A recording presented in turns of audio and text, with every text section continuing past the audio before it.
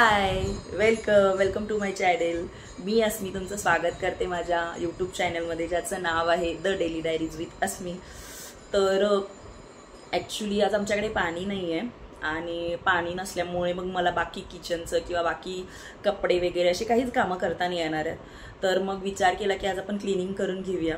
सकाळी ब्रेकफास्टसाठी असा उपमा करायला घेतला आणि बघते इकडे तर कृतिका तिच्या पप्पांच्याकडून अशी नखं काढून घेत होती, जी की ती रोज टाळत होती. म्हणून तिच्या आज पप्पांनी तिची नखं काढायला घेतलीच.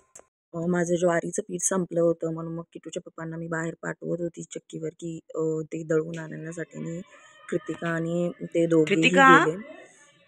राहू दे ना, तू नको जाऊ. हवा बघ केवढी आहे बाहेर. लड्डू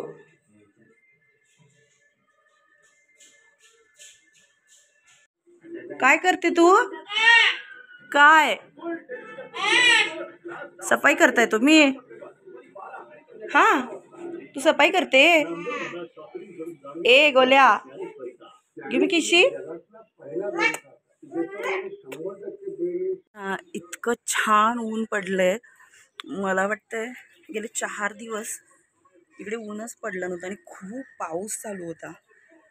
आणि आता इतकं छान वाटतंय की मस्त हवा येते. काय झालं? अंशू ना रोज इथं उभं राहून मी एक झाड लावलेलं आहे, त्या झाडाची पानं तोडत असते आणि ती तोडते म्हणून मग मी ते झाड वरती ठेवलं होतं आणि तिला आज ती पानं सापडतच नव्हती. पण कृतिका तिला मुद्दामून मदत करत होती त्यामध्ये. आणि मी जेव्हा विचारायला गेली त्यावेळी हा असा गोंधळ चालू होता तिथे. नाही घ्यायचं ते.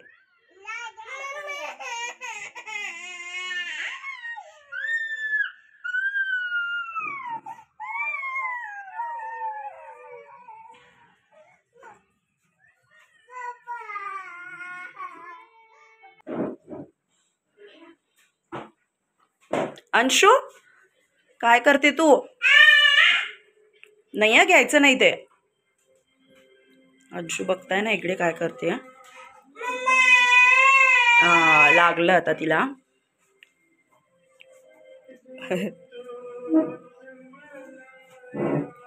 इकडे अंशूचा हा गोंधळ, तर इकडे कृतिकाने मी मूवी बघत होतो जो लक्ष्मीकांत बेर्डेंचा मूवी लागला होता आणि त्याचा लास्ट सीन होता. खरं तर हे मूवी इतके छान वाटतात ना बघायला. मी जेव्हा कधीही लक्ष्मीकांत बेर्डे, महेश कोठारे यांची मूवी लागतात ना ते आवर्जून बघत असते. आणि नंतर मग मी असे संध्याकाळचे जेवण करायला घेतले आणि मला कमीत कमी पाण्यामध्ये कोणतं जेवण बनवता येईल हा विचार करत करत चालू होतं.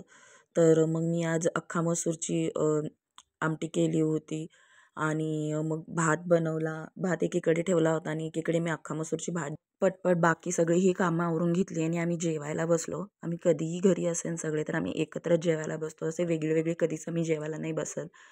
ही जी माझी गोलू आहे ना, म्हणजे हिचं काय सांगू मी.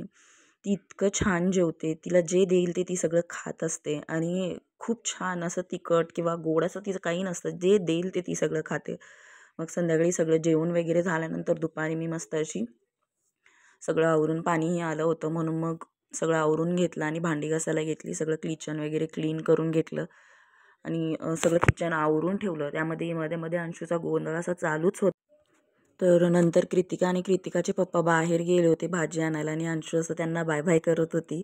आणि ती असं जेव्हा दार बंद करायला जाते ना, मला इतकी भीती वाटते की तिचा हात तिथे सापडला तर काय करायचं.